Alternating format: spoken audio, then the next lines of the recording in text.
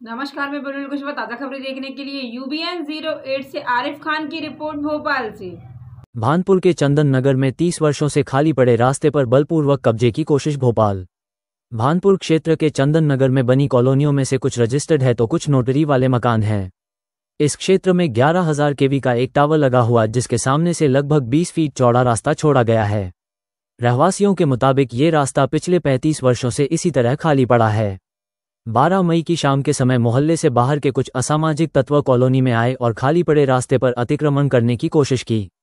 स्थानीय रहवासियों के विरोध करने पर उक्त लोगों द्वारा गाली गलौज करते हुए धमकियां दी गई हैं। साथ ही आसपास कुछ तोड़फोड़ भी गई है। रहवासियों द्वारा मामले की शिकायत थाना छोला मंदिर में की गई। मीडिया द्वारा थाना प्रभारी से संपर्क करने पर छोला मंदिर थाना प्रभारी का कहना है कि कब्ज रोकने का अधिकार तहसीलदार को है।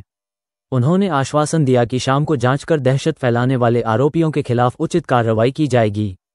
हैरानी वाली बात है कि मोहल्ले में दहशत फैलाने वाले आरोपियों को नजरअंदाज करते हुए थाना छोला मंदिर द्वारा स्थानीय रहवासियों पर उल्टी कार्यवाही की धमकी दी जा रही है।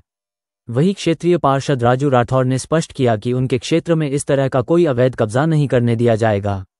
देखना है आमजन के दृष्टिगत पुलिस की निष्पक्ष कार्रवाई होती है या फिर आरोपियों को संरक्षण प्राप्त होता है।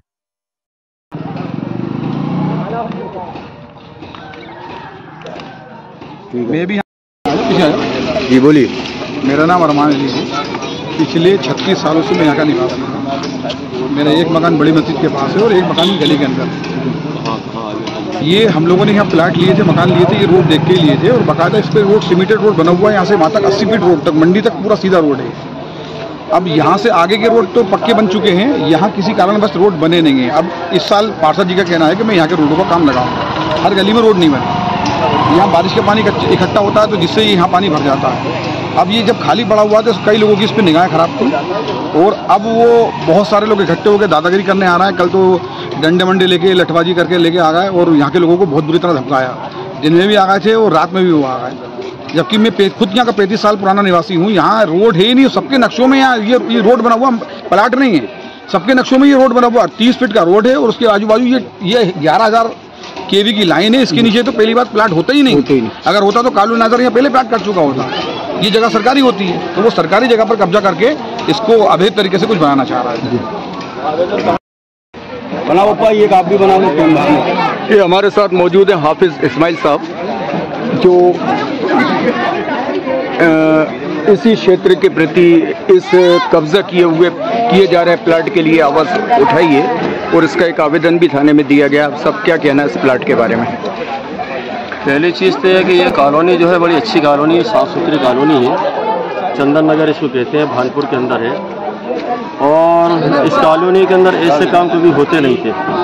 प्लाट जितने थे अक्सर वैसे सब बिके हुए हैं यहाँ पर और अक्सर मकानात भी बने हुए हैं। लेकिन भूमाफियाओं की नज़र जो है वो खाली पड़ी जगहों पर पड़ जाती है तो उन्हें ये भी समझ में नहीं आता कि ये प्लाट नहीं रोड है, रोड पे कब्जा करना शुरू कर देते हैं।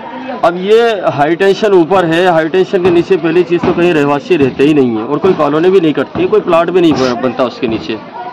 और दूसरी चीज़ है कि अब ये जब रोड है, यहाँ आसपास मकानात बने हुए हैं तो क्या रोड के ऊपर कोई आदमी मकान बना सकता है? लेकिन भूमाफिया यह सोचते हैं कि सब कुछ हमारा है। पता नहीं कहाँ से कैसी सेटिंग कर करके वो लोग आते हैं कि उन्हें कोई रोक भी नहीं सकता।